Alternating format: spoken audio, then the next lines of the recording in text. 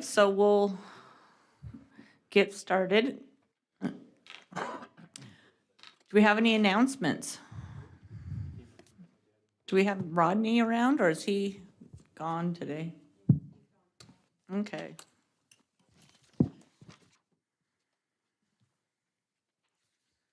All right, somebody want to make a motion about the minutes? Second. Second. Microphone. There we go. Sorry about that. Okay, it's been moved and seconded to approve the minutes. All those in favor? Aye. Okay, Michelle was on, yay. Any opposed? Okay, minutes are approved. Do we have any report on council actions?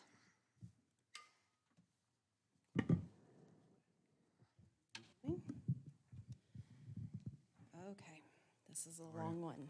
It's a long one? It's a Okay. long one. Okay. So July 19th was our last meeting.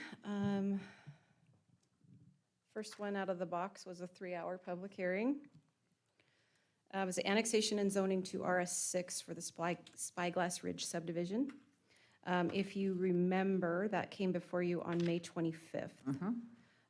You all denied the plat and the conditional use permit for townhouses, but you recommended approval of the RS6 zoning for a single-family layout that they would then need to bring back to you. So 3-hour public hearing, city council continued it to August 2nd because they felt like they needed more information. They got a single-family layout, but we got it at the last minute, so nobody had had a chance to make any comments on it. So they didn't feel like they had enough information to make a decision. So it's been continued to the 2nd of August. Zoning map amendment from RS6 to RD for Smith Avenue Townhomes at 336 and 322 Smith. It was approved with standard conditions, including a 5-foot walkway access along a shared private drive, easement to be added for a tot lot and playground equipment, and a 6-foot cedar fence. So comprehensive plan amendment for medium density, to change from medium density residential to residential mixed use. And then a zoning map amendment from RS 8.5 to BN for the Vintage Rose wedding venue at 14095 North Nana Lane, which is off of Lone Star Road. They approved it with conditions, and then the development agreement conditions will include just one structure, keeping the same use and hours, no noise amplification that creates a nuisance for surrounding properties, adhere to special exception permit conditions and the BN conditions, and submit a traffic impact study if the venue generates 100+ new trips during peak hour. So that one went through, no problem. The next one was a zoning map amendment from RA to RS6 for Lions View Estates at 707 Davis Avenue. That was approved with standard conditions. The next one was an annexation and zoning to RS7 for East Canyon Elementary at 18408 Northside Boulevard, and that was approved with standard conditions. They read 3 ordinances that night. The first one was for the Broadstone Apartments at 916 East Colorado, 915 East Bird, 908 and 912 South Elder. There was a modification to the concept for 2-story multifamily apartments. And so they went ahead upon reconsideration, approved that. So that ordinance now has been read and that rezone will go through. Zoning map amendment from RP to RS for the Lava Falls subdivision, which was to take care of some irrigation rates that didn't seem appropriate for that zone at 2718 East Locust Lane. That was read and that went through. And then the last one was a development agreement modification to modify the concept plan for the Sterling Commons subdivision. It's a single family townhome subdivision in a BN zone. They decreased the density on it to 42 townhomes and 8 common lots. I think it was at 57 previously. So they decreased it, and with that new development agreement, City Council went ahead and read it and approved it. And that's all that happened on July 19th. Okay. That's all? That's all. Yeah, it was a long night. All right. So we have one business item. Parker?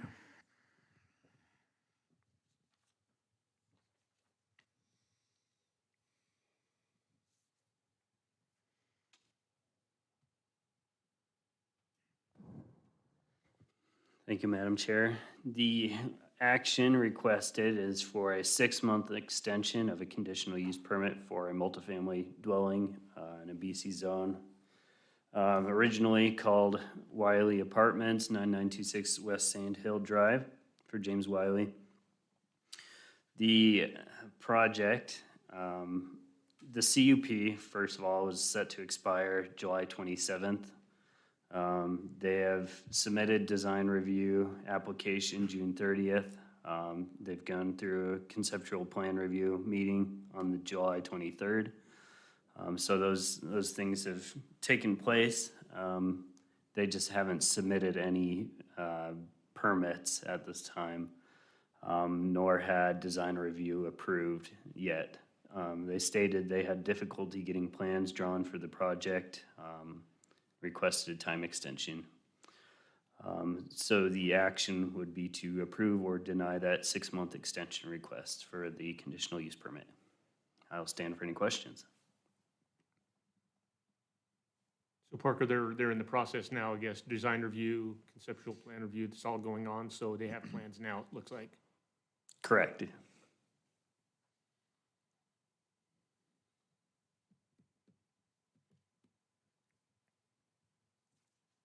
do you guys want to do? Madam Chair, I would go ahead and move that we approve the 6-month extension request of the conditional use permit for James Wiley for the Wiley multifamily apartments in a BC zone from July 27th to, would that be January 27th? Yes. 2022?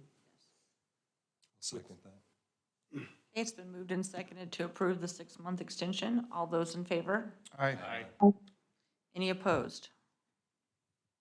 Okay, that's approved. Okay, public hearing won't start until 7, so we have 8 minutes to wait for that.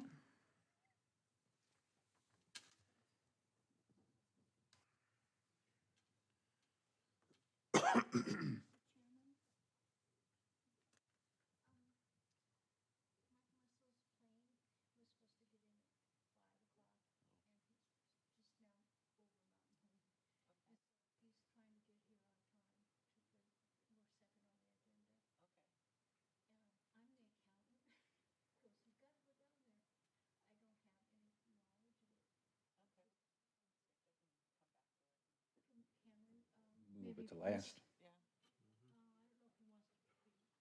Well, it's not gonna be that long tonight.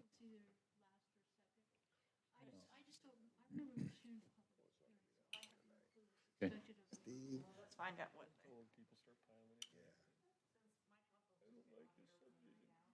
No, he's still flying. Yeah, I did.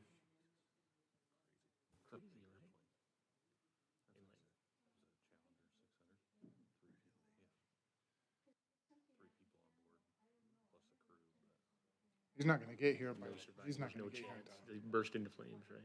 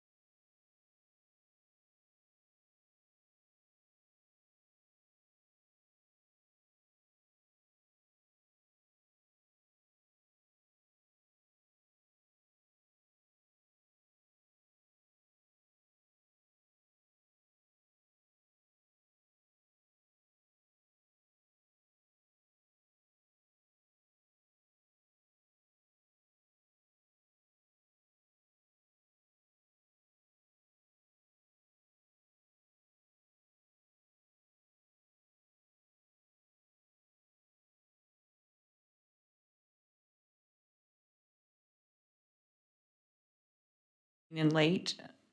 Item number 2 is going to get moved back to be item number 6. And we'll just move everybody up 1 from that point. Do we have to vote on that, Christie? All those in favor of the change to the agenda? Aye. Aye. Any opposed? Okay.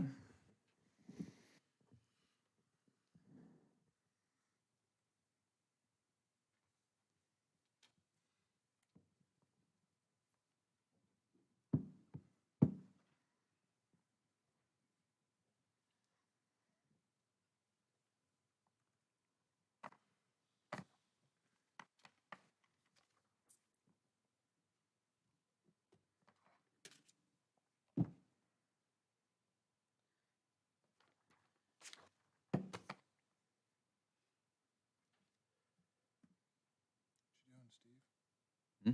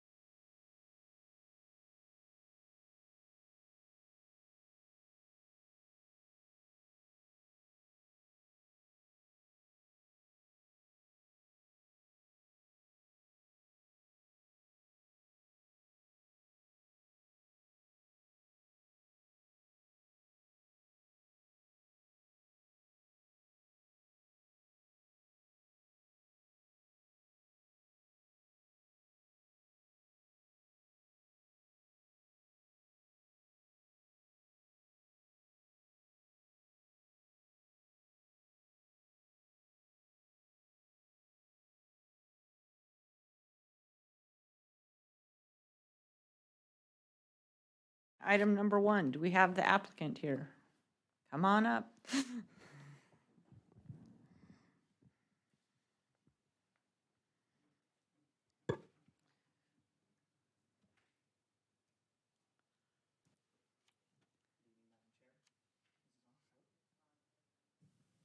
Hello, can you hear me? There There we we go. go.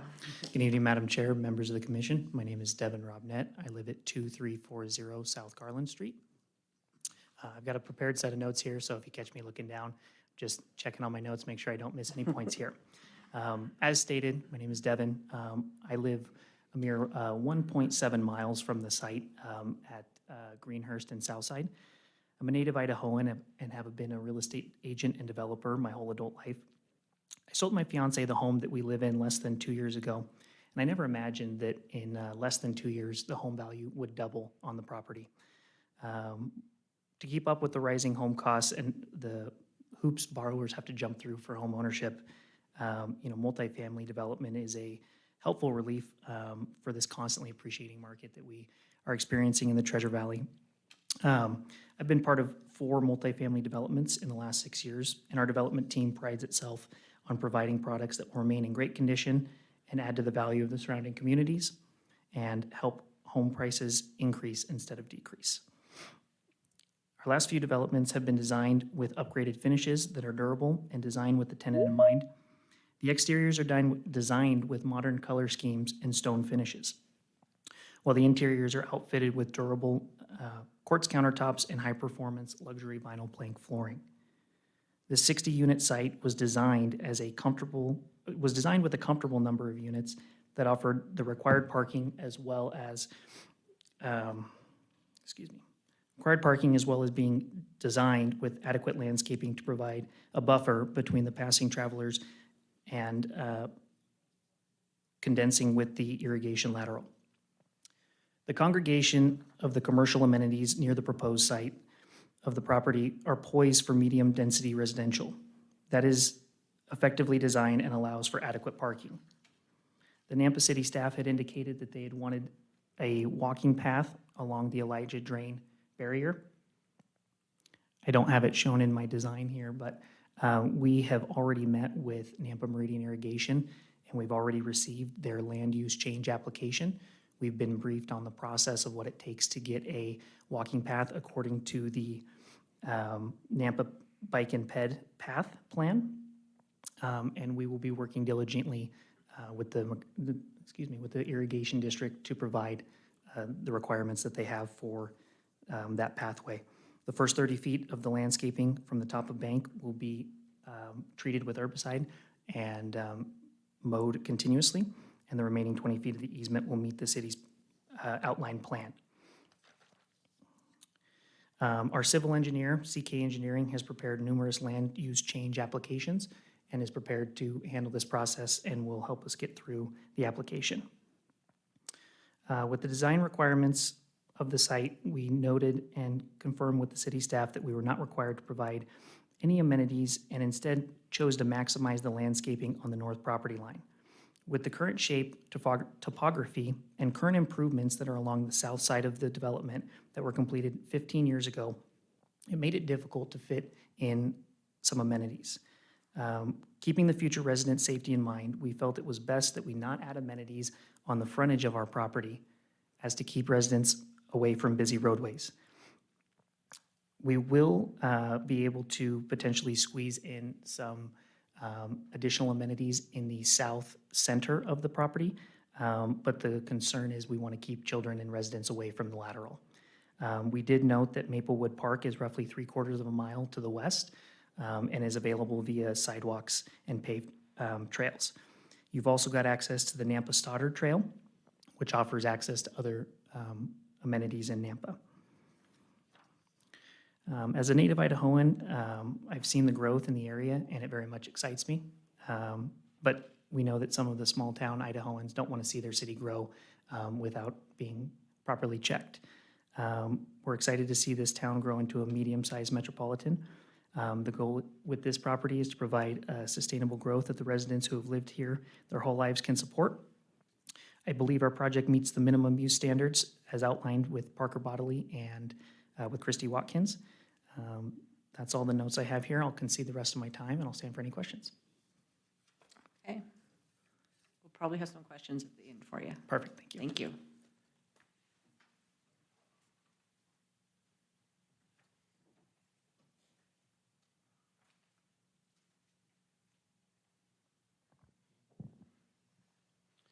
Madam Chair and Commissioners, the action requested tonight is for a development agreement modification to modify the concept plan and conditions of the existing development agreement, changing the use in commercial buildings to 3 multifamily residential buildings, and for a conditional use permit for that use.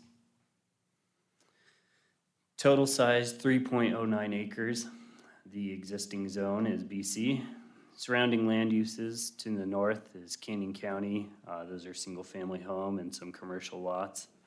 To the south, Canyon County, there's a single-family home there. To the east, RS6 and Canyon County, both being single-family homes.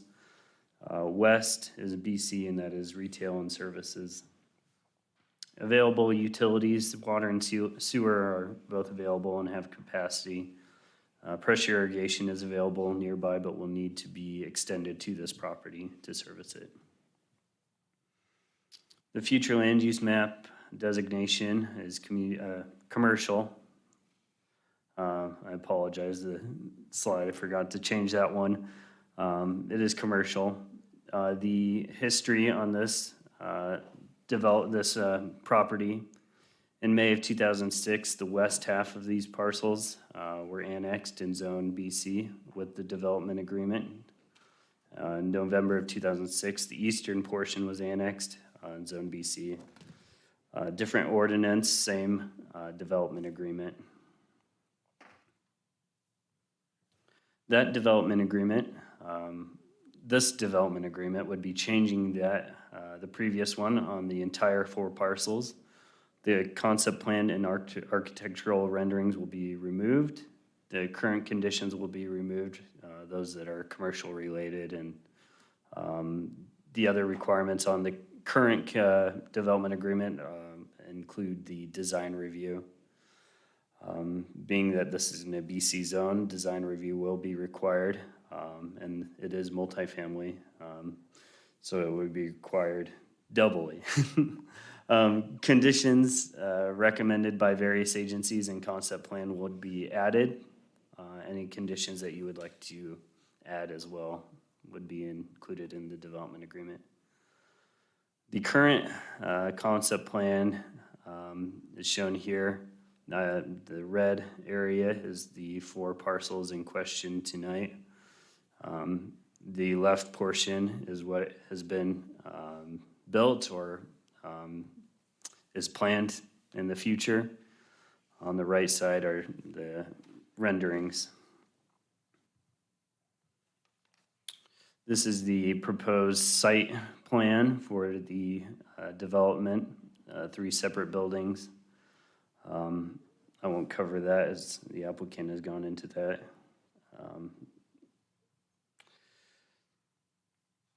Multifamily development requires a CUP. 1025 lays out the conclusions of law and criteria. Needs to be compatible with and not adversely affect the livability or development of abutting properties. Needs to provide convenient, functional living, working, shopping, or civic environment, and enhance the successful operation of the surrounding area. The building height regulations, there are no limitations other than if it abuts a residential district, they would need to meet the residential height restrictions within 50 feet, whereas this development is outside of that 50 feet, so there would be no height restriction on this development. Setbacks, front setbacks would be 20 feet. They proposed a buffer on the front of the development that meets that requirement. Interior setbacks being 10 feet against a residential district, and they meet all the setback requirements. Correspondence engineering, the right-of-way has been dedicated already.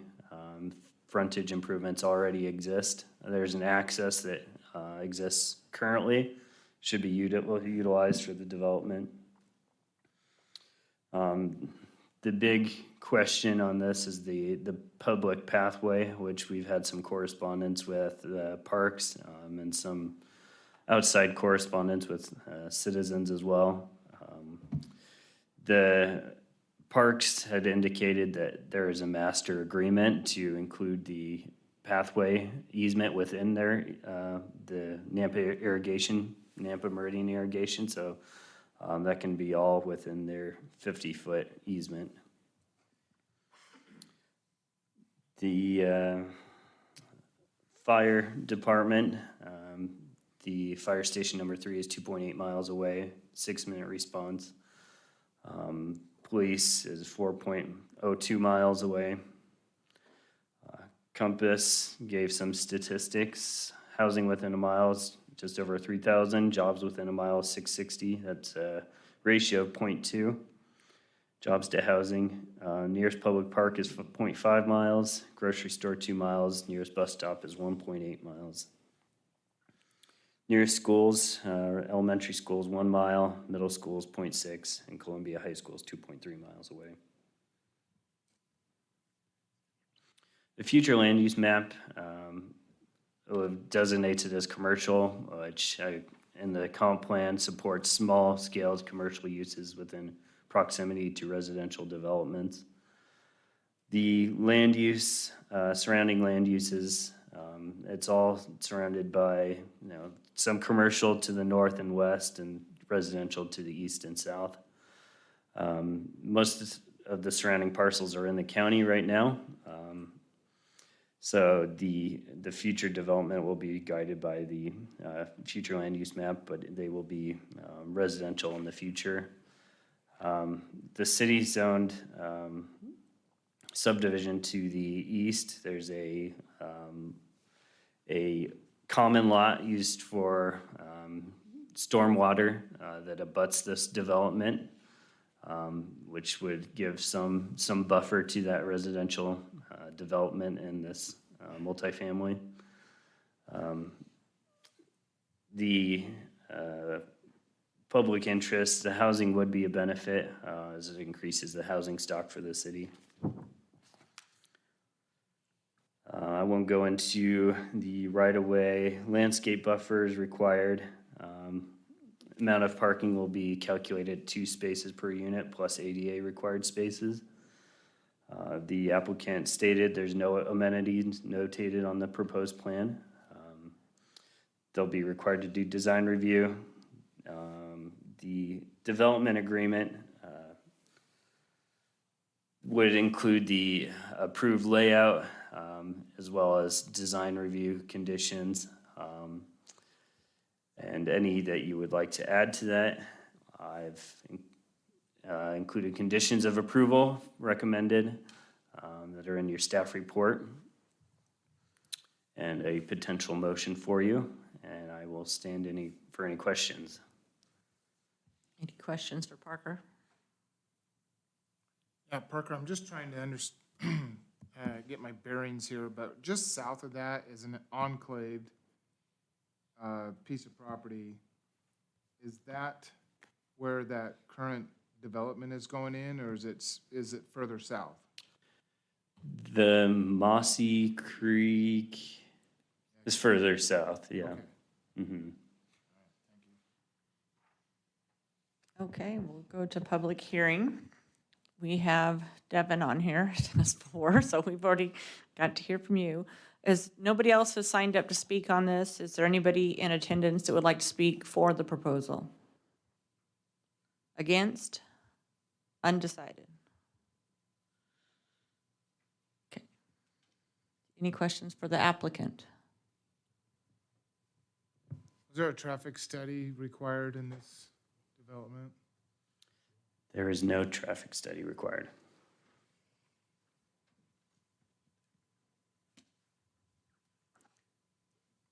I have a question, Parker. With future land use map, medium density being south of this project, with a 3-story building going as close to it is on that south property line, are we getting ourselves into problems with future development of that property, or? Commissioner, since that parcel is still in the county, not city zoned, there would be no setback requirements. When they develop that property to the south, it's the understanding that there is an apartment building just north of it, so it'll be developed with that understanding.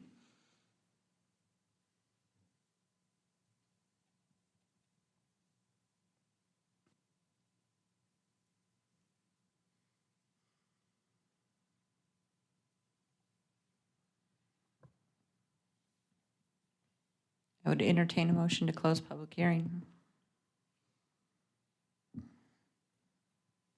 So moved. Second. Okay, it's been moved and seconded to close public hearing. All those in favor? Aye. Aye. Any opposed? Okay, public hearing is closed. I think that's a good spot to put apartments. Yeah, You know, I'm thinking of other items like this that have come before us, and conditional use permits that were denied because of the surrounding Uses. Compatibility. yeah, doesn't fit in that spot. And so, you know, we have denied other projects because of that concern. And I don't think, I mean, those are big apartment buildings, big 3 apartment buildings. Yeah, there's a small little commercial right there on the corner, but everything else around there is residential. And so I'm not convinced that that's a good spot for those 3 big apartment buildings. Well, as, And it's lacking, that area, this southeast area of Nampa is severely lacking commercial zones, commercial areas. And so I would like to kind of see that stay as is, and maybe some other commercial develop on that piece of property, as was the intention. And I know market conditions change and all that, I do get that. That, there's vacant commercial right there on that corner, though, that's been vacant for a long time. Yeah, it's been a tough center. there's a lot of things that have come and gone. But there's a lot more subdivisions going in out there. There's a lot of growth in that area. I think there's 3 that I can think of that are 300 house plus, But apartments are not out that way. Right. just down the I think road. There's a good, Across the I think it provides a good mix of housing types. It's like a good quality product, if it's consistent with the concept plan, which I think it would be.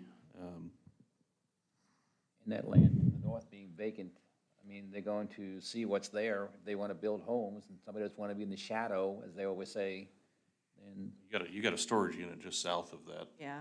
residential, the future land use map, residential, then you got storage unit right behind it. I think it's a good transition to the I think so too. I agree. deal, so, or to the surrounding properties. I am wondering about the lack of amenities and the lack of green space, though.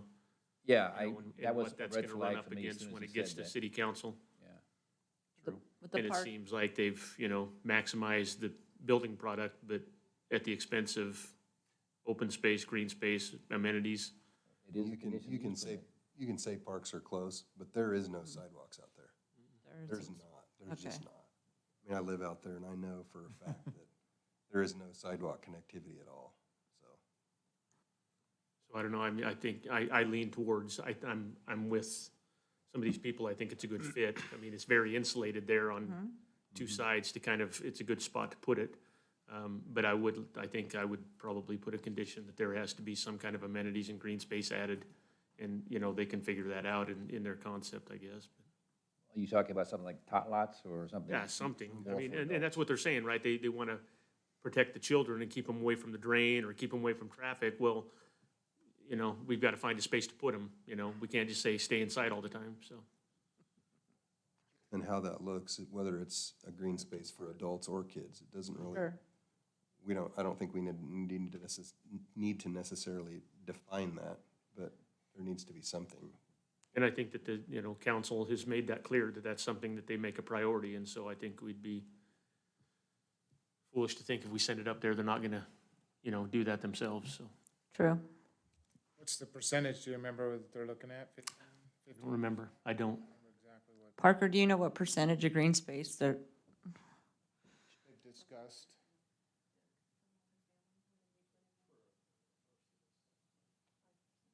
Five percent green space? There's that empty lot just south of it.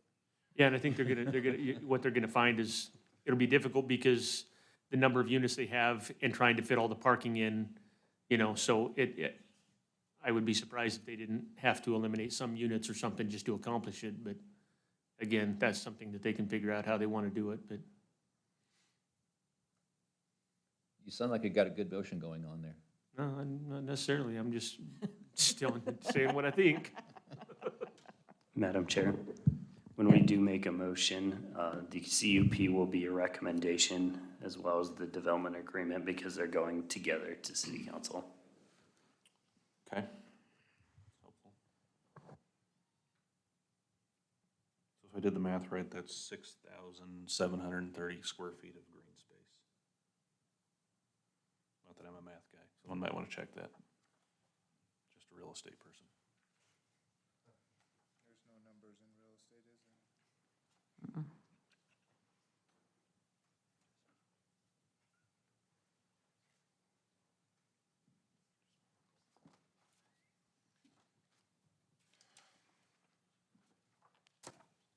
Alright, let's see.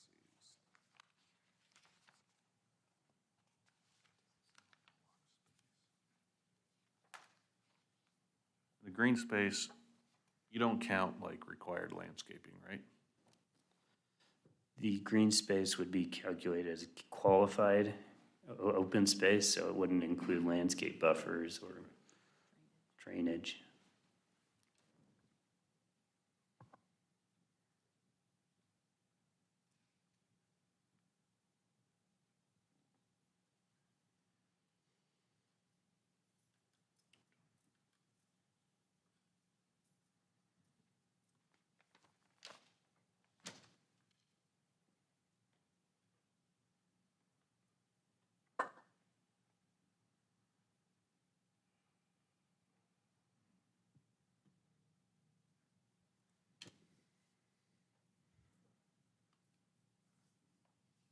What do you guys want to do?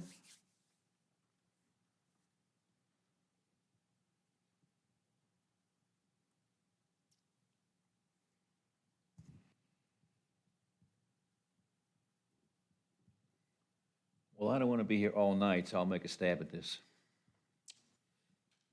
You want the conditional use permit to get the additional open space for, right? Yes. I move to recommend to the city council approval of the conditional use permit for multifamily residential in a BC community business zoning district for 60 residential units on 3.09 acres for 9.41 gross lot density, located 3211, 3217, 3225, and 3225 East Greenhouse. For Vertical Equity LLC, representing Jones Development LLC, with all conditions of staff and conclusions of law, including the, do we say 5%? Yes. With an additional 5% open space for either children or adults to utilize. I'll second that. Okay, it's been moved and seconded. All those in favor of the recommendation to approve the CUP, say aye. Aye. Opposed? Aye.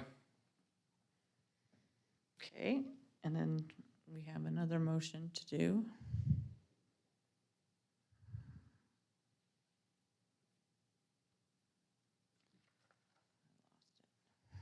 Well, I'll go ahead with that one too then. I also make a recommendation to send to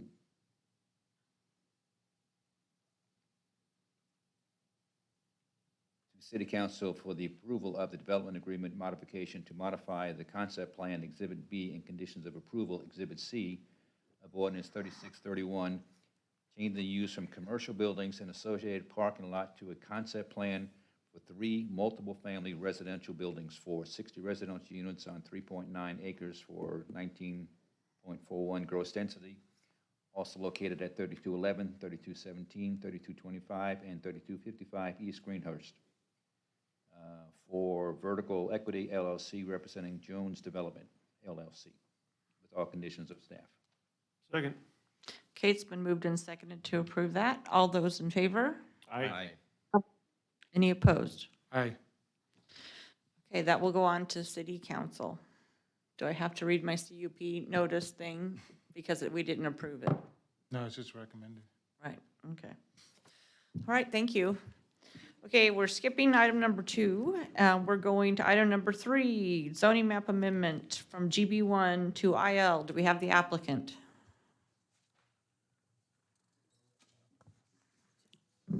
He is online. He is. Yes, I'm here. Make sure and give us your name and address for the record. Sure, Drew Bridwell.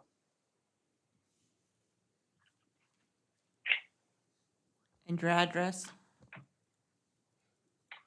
Hunt Avenue. I apologize, I wasn't prepared for this. You don't know where you live? Well, address is 9000 North I-35 Service Road, Oklahoma City, Oklahoma. Okay. All right, Drew, go ahead and tell us what you want to do. Well, sure. I guess I might have another Jesse on here with me, but I just want to give you, a little brief background on Ditch Witch Rockies. So I'm a co-owner of Orange Power Group, and Ditch Witch Rockies is a distributor of industry-leading underground construction equipment throughout Nampa and the Treasure Valley. We intend to provide 20 jobs to help support the installation of essential utilities and telecommunications, as well as landscaping and as you guys know, the fast-growing housing market in that area.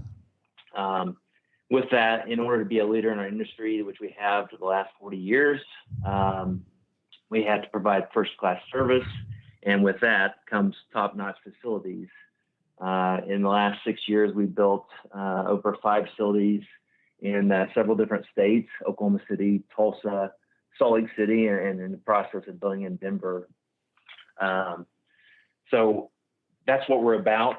I want to jump on this call and talk to you about that, but also want to make a comment about a staff comment regarding the transition of our property from the lumberyard to our west to the car dealership to the east. And I couldn't agree more with what we can act as a transition piece or property. But I don't want to sound too prideful, but I think we will have probably the most attractive building on the north side of the street after it's all said and done. So I'll leave it at that. And if there's any questions, then we're happy to answer. Okay, thank you. Okay, Parker, it looks like it's you again.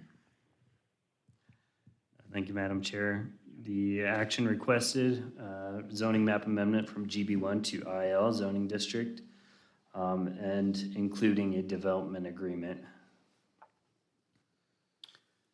The site is 5.04 acres. Surrounding land uses to the north is the railroad. To the east is GB1, that's Bronco Motors. To the south is GB1, and that is a office park. To the west is IL, and that is Idaho Western. History, the Empire Business Park number 2 was approved in 2007. June of this year, design review was done, approved with conditions by the Building and Site Design Committee. Future land use map, this parcel is designated as commercial. The industrial designation to the left can be stretched to include this parcel. Utilities, all are available, have adequate capacity. Your elevations, renderings for you that were submitted for design review and approved.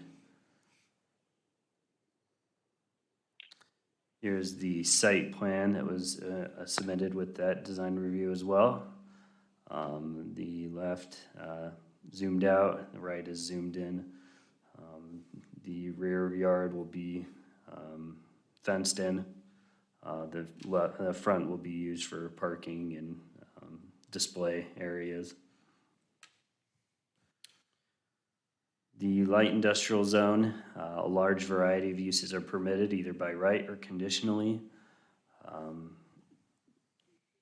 Regarding rezones, the conclusions of law that needs to be in harmony with the city's currently adopted comp plan, proposed use or set of uses that would be reasonably compatible, establish an area of zoning compatible with immediately joining districts, not create a spot zone, and be in the interest of the public. Engineering, the required right-of-way is already existing. Frontage improvements is already complete.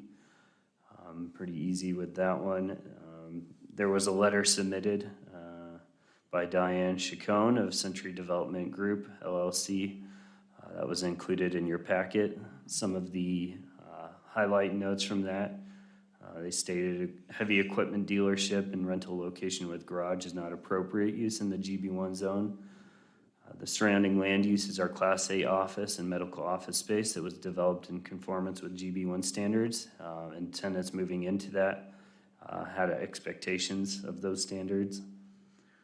The proposed use would devalue surrounding properties. It is not in the interest of the public.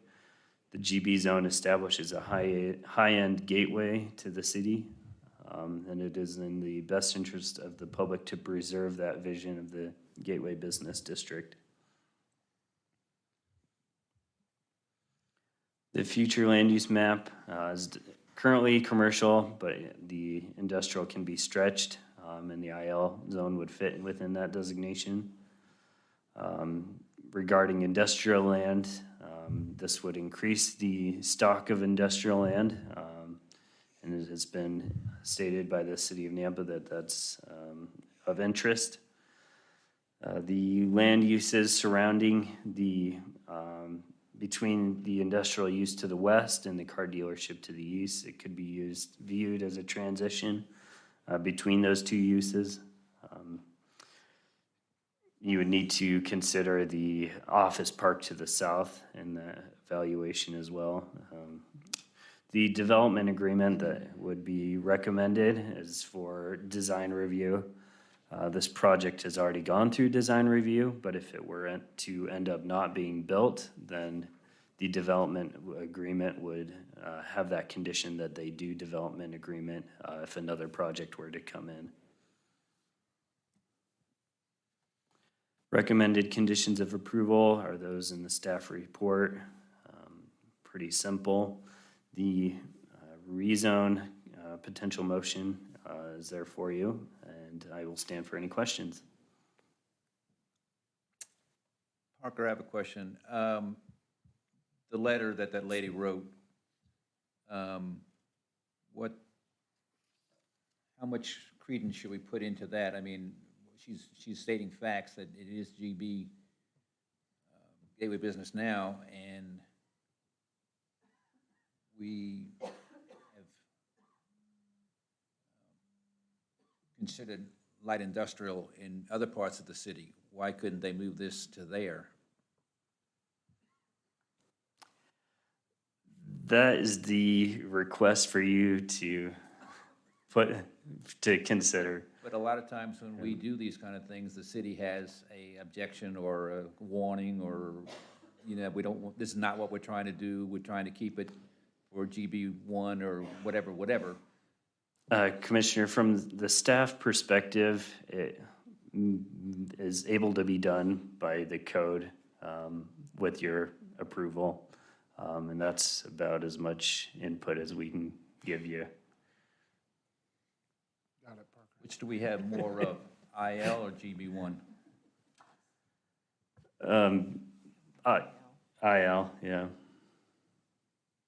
We have more IL. Thank you. Okay, let's move on to public hearing. I have one person signed up, Jesse Christensen. You'd like to speak? Come on up and give us your name and address for the record. That's right. Hi, I'm Jesse Christensen, 2151 West Willow Point Avenue, Nampa. I'm the engineer on this project, actually. I wasn't sure how the grid wells were going to show up in Teams and if I was going to need to speak, so. Okay. Anyway, I'm for the project. We've been designing the project. We're working with the Lake Davis Architects. I think they designed a beautiful building. We have a landscape plan submitted for out front. It seems to fit with the light industrial that's going to be next door. Our office is around the corner next to the Idaho Center, so we're close. And so I think it's a good project. I think it fits the city of Nampa. Will stand for questions if you have any of the engineer, but I am here. Thank you. Okay, thank you. Is there anybody else here that would like to speak for the proposal? Against? Undecided? Madam Chair, it looks like we have someone online. Okay.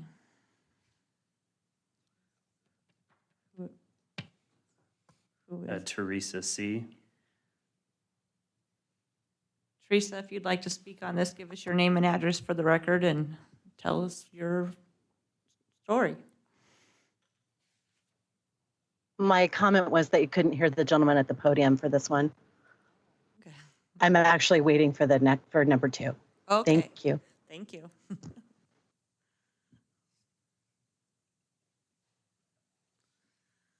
Okay. No other comments online? Any questions for the applicant?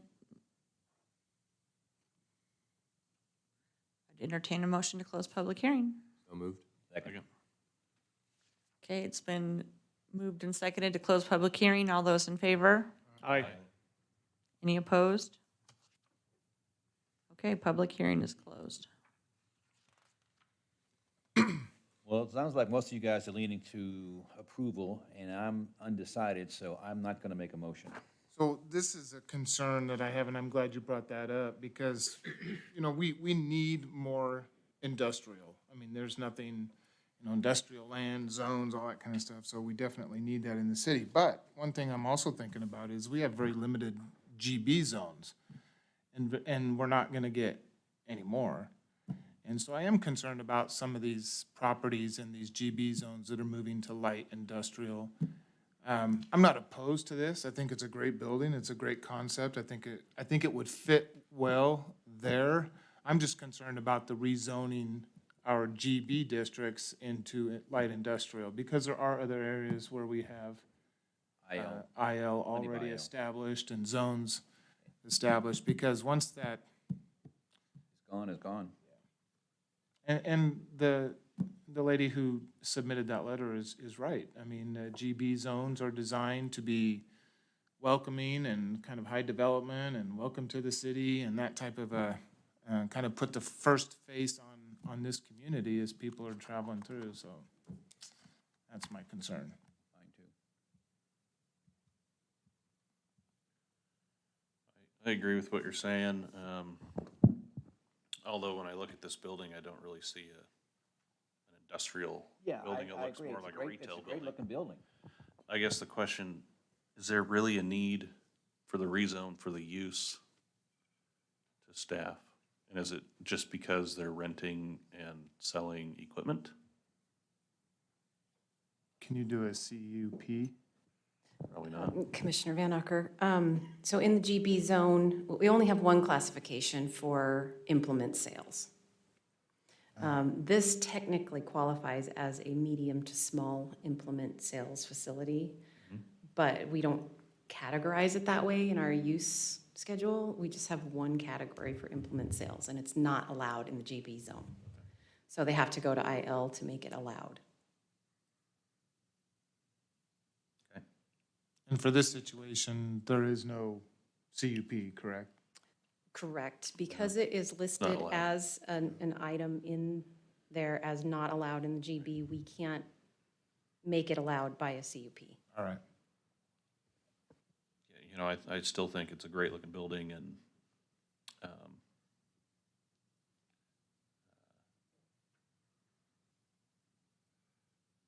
I can see the stretch from the property to the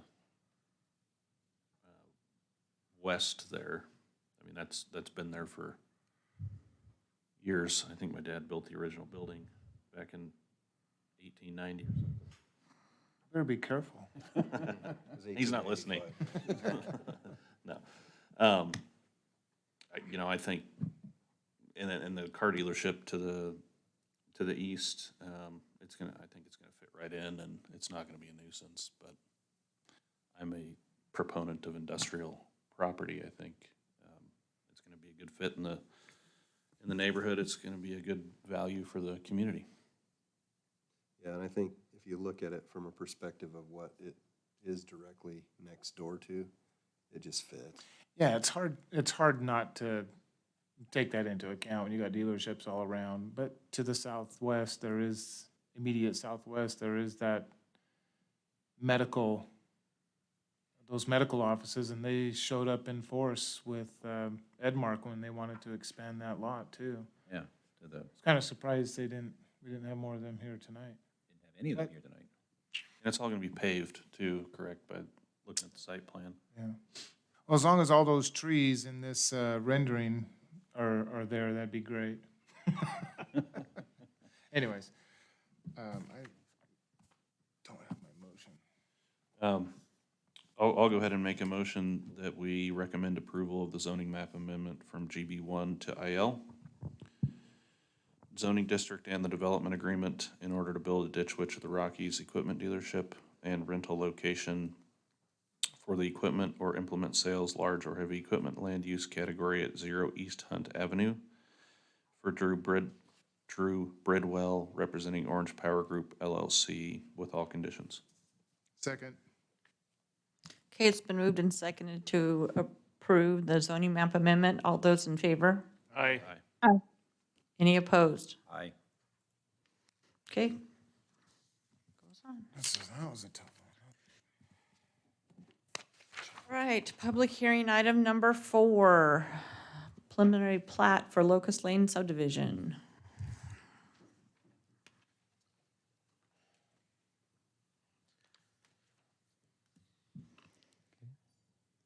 Good evening. I'm Alec Egarola, 332 North Broadmoor Way, Nampa.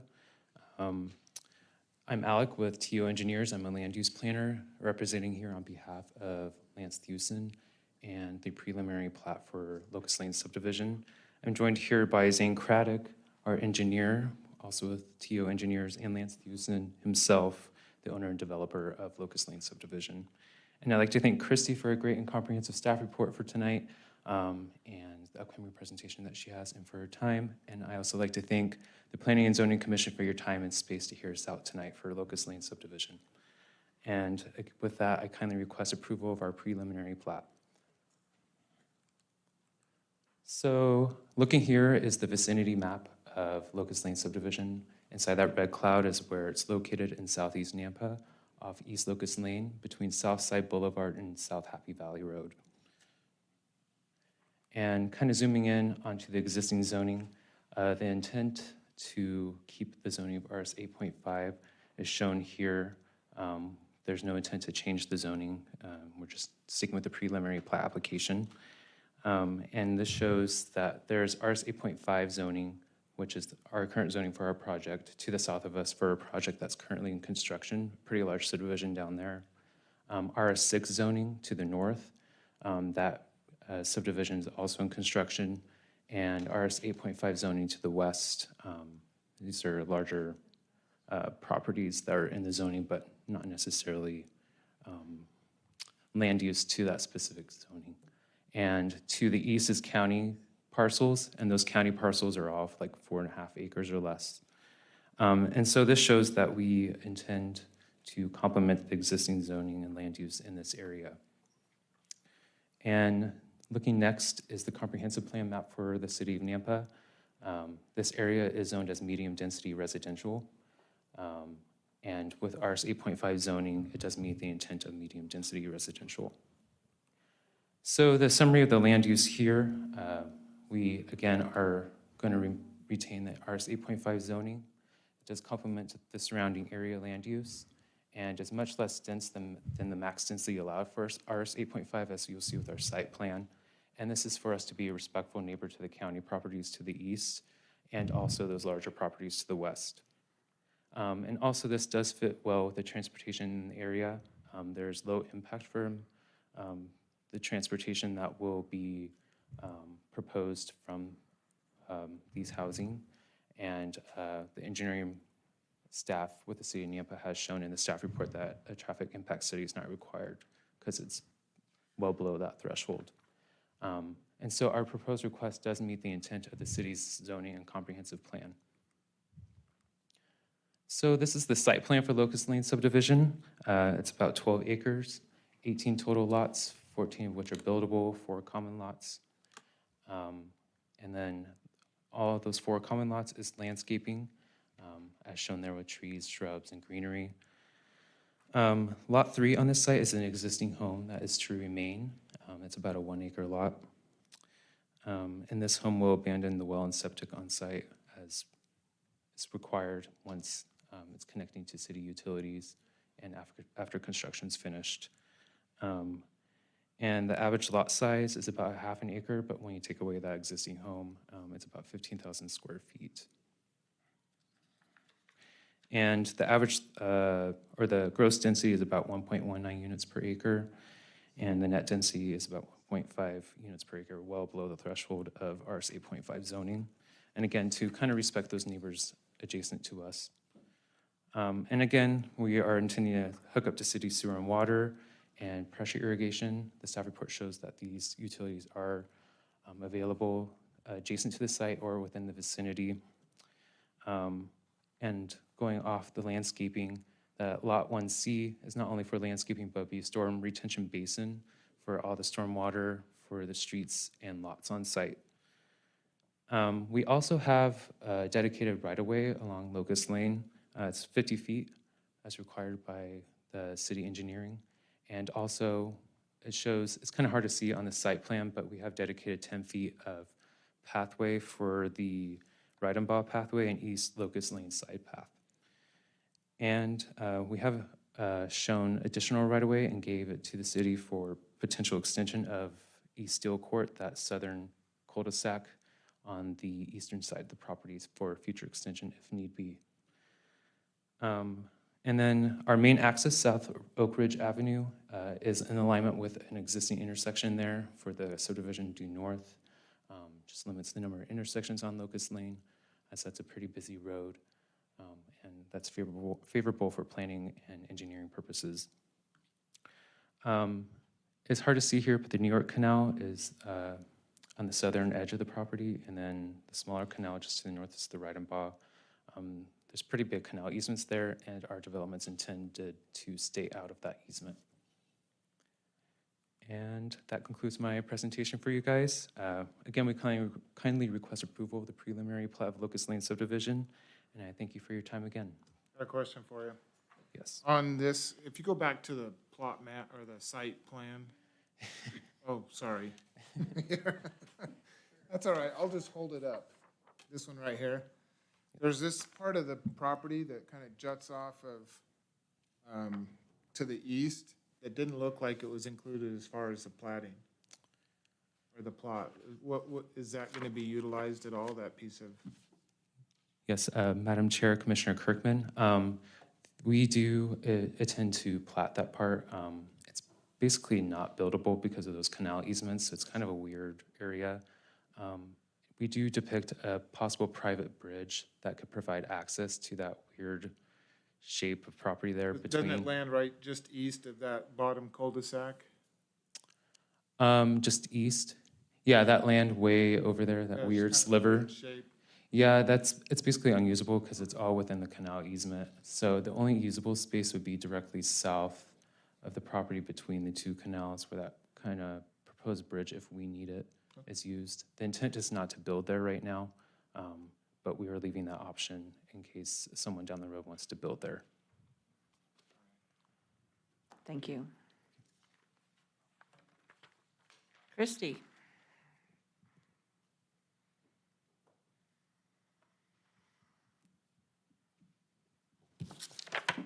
Okay, thank you, Madam Chair and Commissioners. Christy Watkins, Principal Planner for the City of Nampa. The request before you tonight is, for approval of the preliminary plat for Locust Lane subdivision located south of Locust Lane and east of Southside Boulevard. In March of 2007, this property was annexed along with the property that is now known as the New York Landing subdivision. The development agreement attached to this annexation only designates the concept plan for the New York Landing development. It does not address a layout for this property, so a development agreement modification wouldn't have been required for this. This property is located inside the city limits and is zoned RS 8.5. It's bordered on the north by RS 6 zoned property that is Southern Ridge subdivision. It is bordered on the south by the New York Landing subdivision in RS 8.5, and is bordered on the east and west by Canyon County rural residential properties with a small sliver of RS 8.5 on the west. Utility and emergency services can be made available to this property.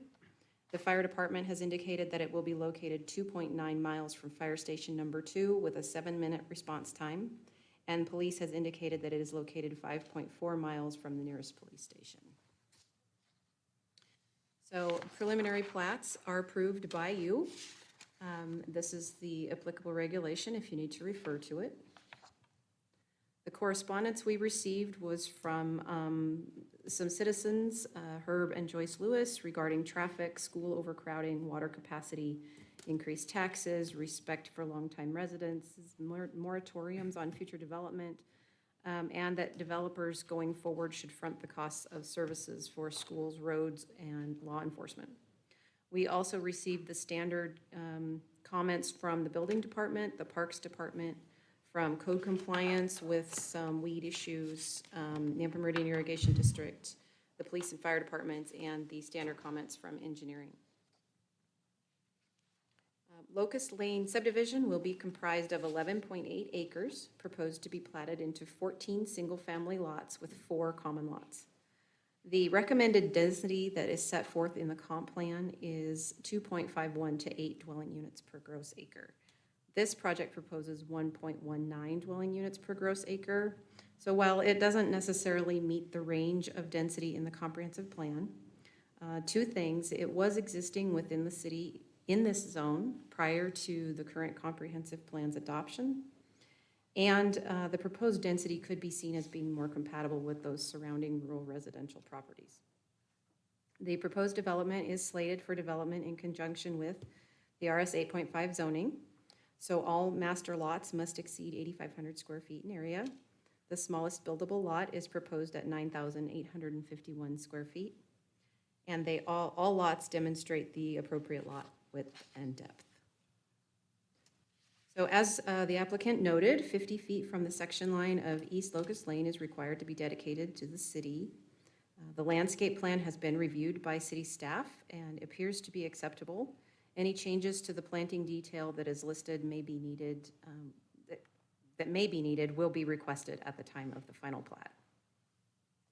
Their open space equals 4.3% and includes landscape buffers and a storm drain facility. Most of the usable green space is incorporated into the yard area for each of those larger lots. A 10-foot sidewalk along Locust Lane will act as both the Ride-and-Baugh pathway and the East Locust Lane pathway that is required in the Bike and Ped Master Plan.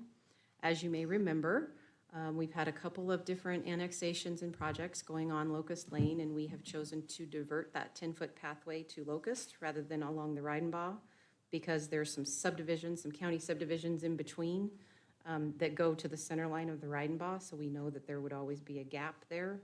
So instead of following the Ride-and-Baugh, we chose to follow Locust Lane with a side path instead. So staff feels that it is appropriate for this commission to recommend approval of the preliminary plat for the Locust Lane subdivision with all conditions of staff as listed in your staff report and any others that you see fit to impose. And here is your potential motion. I will stand for any questions. Hey, Christie, on the bike and path plan for the city, does that include crosswalks and those places where the path cross the streets? Commissioner Kirkman, typically we defer to engineering to determine when they want to place a striped crosswalk. Technically, all intersections are legal crosswalks. Right. They don't have to be striped, so we kind of defer to engineering to determine when that might be appropriate. But if a path were to cross Mid-block. mid-block, thank you. Again, we defer to engineering It to would still be- determine okay. if a mid-block crossing would be appropriate. And then they may require some sort of treatment to make sure that it's safe. Okay. I was just thinking because there's some schools on the on Greenhurst there that kids would probably get to from this area. I don't know that they would go all the way down to the intersection. So that's why I asked the question. Thank you. Yeah, thank you. Any other questions for Christie? Okay, let's open public hearing. I have 2 people that only want to speak if they're needed. If you guys have anything to say, Lance or Zane?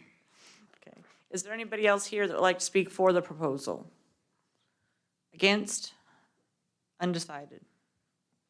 Okay. Make a motion to close the public hearing? So moved. Oh, you just made the motion? Yes. Oh, I thought he said, let's make a motion. All right, I'll second your motion then to close public hearing. It's been moved and seconded to close public hearing. All those in favor? Aye. Any opposed? Okay. What do you guys think? How with you guys tonight? I think it's a good-looking plat. Yeah, I do too. It looks like a bridge between New York Landing and South Side, that Southern Ridge subdivision. It's kind of making the connection to the city. I'll go ahead and make a motion that we I move to approve the subdivision preliminary plat for Locust Lane subdivision for 14 single-family residential parcels and 4 common lots in an RS 8.5 zoning district at 3999 East Locust Lane for Alec Egurola. Is that close? Okay. Representing Lance Thewison, Thewison Construction Incorporated, with all conditions listed in the staff report. Second. Those two tied down there. You can pick Brett for Matt. Okay, it's been moved and seconded to approve the preliminary plat. All those in favor? Aye. Any opposed? Okay. All right, public hearing item number 5, preliminary plat for Banner Park.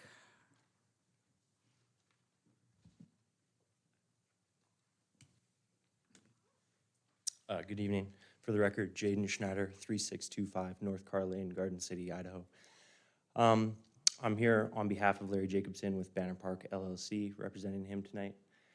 I don't really want to talk your ear off about the project. It has already actually gone through and been approved originally as a 4-lot subdivision. However, the developer has requested to condominiumize or create townhomes out of each individual building unit, which has now created an 11-lot subdivision, which would be 10 buildable lots and 1 common lot, which is defined as Hulk Lane right now. Overall, the engineering department has approved the plans, and the landscaping plan that was originally submitted was retained, and we're really happy with it. I think that the only changes that have been made at this point would be the individual townhouse unit lotting, and the improvements have gone up as we've increased the sewer main line that extends down Hulk Lane, as well as added in other infrastructure improvements such as fire hydrants and water main. So overall, nothing is technically changing on the unit density or the density for the entire site. And we're really happy with the project and appreciate all the time from the city council and from planning, zoning, and engineering. Thank you. Thank you. Okay, Christie. Thank you, Madam Chair and Commissioners. The action requested from you this evening is for approval of the preliminary plat for Banner Park subdivision located east of 10th Avenue North, west of Sugar Street, and north of 3rd Street North. This project, as he noted, may look familiar to you. In March of 2021, this property was approved for a short plat for 4 lots. They've since decided to change it into a townhouse product, so that creates 10 lots. The property is completely surrounded by RD zoned properties with duplexes to the south and single-family homes to the north and west. Utility and emergency services can be made available to the property. Fire department has indicated that it is located approximately 1.3 miles from fire station number 1 with a 5-minute response time. And the police department has indicated that it is 1.5 miles from the nearest police station. All utilities are currently available in 20th Avenue North, and access to the property is also from 20th Avenue North. Again, your preliminary plat applicable regulations are listed in your staff report if you need them for reference. The correspondence received on this one, again, Herb and Joyce Lewis made a statement on this one as well regarding traffic, school overcrowding, water capacity, increased taxes, respect for longtime residents, moratorium on future development, The developers should be expected to front the costs for services for schools, roads, and law enforcement. We also received the standard comments from the building department, from CenturyLink, from the police and fire departments, and from Nampa Engineering. The Banner Park subdivision will be comprised of .959 acres, proposed to be platted into 10 single-family lots. All of these building lots the master-size building lots, must meet or exceed 7,000 square feet for a 2-unit structure and 14,000 square feet for a 4-unit structure. The smallest master lot for a 2-unit structure in this development is proposed at 7,001 square feet, and the smallest master lot proposed for a 4-unit structure is right at 14,000 square feet. The master lots demonstrate the required lot width for the RD zone. The landscape plan has been reviewed and approved by city staff. So staff feels that it is appropriate for this commission to recommend approval of the preliminary plat for the Locust Lane subdivision with all conditions listed in the staff report and any other conditions you see fit to impose. Here is your potential motion, and I will stand for any questions. Any questions for Christie? Okay. Go to public hearing. We have nobody signed up. Is there anybody here that would like to speak for, against, or undecided on this proposal?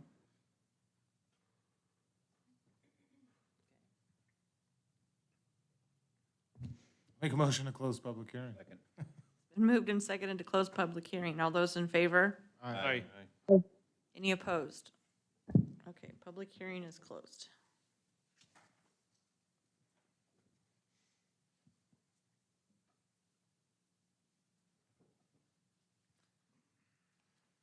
We need to draw straws, see who's going to talk. Madam Chair, I'll make a motion that we move to approve the subdivision preliminary plat for Banner Park subdivision for 10 single-family attached residential parcels, townhomes, in a RD zoning district at 516 20th Avenue North, parcel number for a gross density of 10.4 and a net density of 12.4 for Larry Jacobson, representing Banner Park LLC, with all the conditions of staff listed in the staff report. I'll second.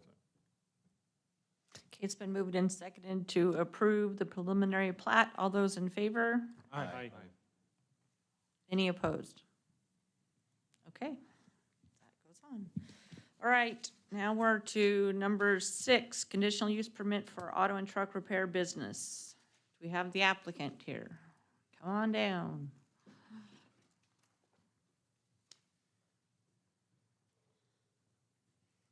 Madam Chairman. Name and address for the record. Thank you. Sorry, this is my first time. That's okay. Mark Gross. I live at 26489 Middleton Road, Middleton, Idaho, and I'm the owner of Ray's Diesel and Automotive Repair. As you all know, the Kmart Center has kind of fallen into disarray. It would be nice to see that thing come back alive. We are proposing to change the south end of the building to a 6-bay repair facility. We are an NAPA certified facility, so we will fly the NAPA colors. It will have the NAPA signs on the front, and we will present very professionally. As you can see by the papers that we were given permission to go ahead and paint the building, and we did that. It is a blue at the top with the gray bottom with the red and gold band around it. We've been getting a lot of positive feedback from people coming through. Glad to see that thing come back alive. It's been, I don't even know how many years. I can't even remember how long it's been since that's been operating.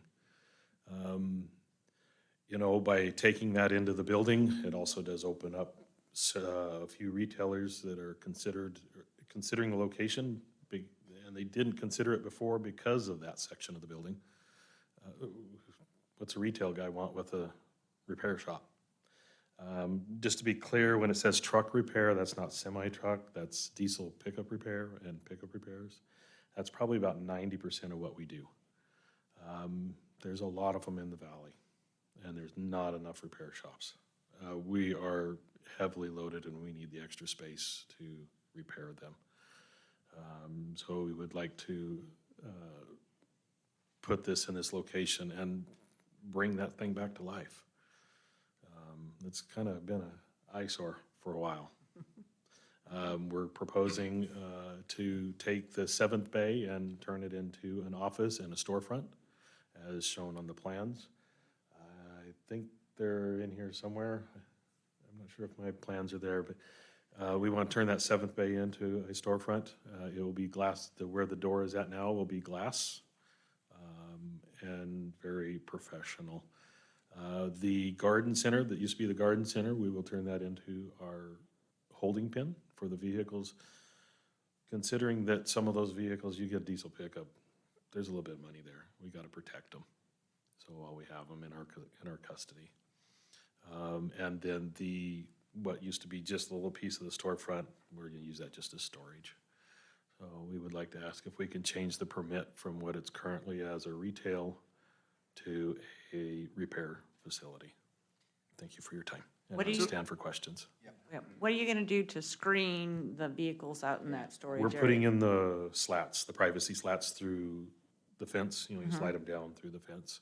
And then across the top, we'll put a protective wiring there so that nobody Nobody's wants to going on. scale into those, we gotta protect those vehicles. There's some $50,000-$60,000 or more. So we wanna protect them, but we're gonna put the privacy slats in. So the front of your operation will be on, not towards Garrity, or. Karcher. To be on card. Karcher. Yeah, Karcher. So directly across from us is the Texas Roadhouse. And And there's Red that Robin. stop sign right there, Yeah. coming out of like Home Depot in that area. You hit That's- that light. That's turned into almost a major thoroughfare right there in front.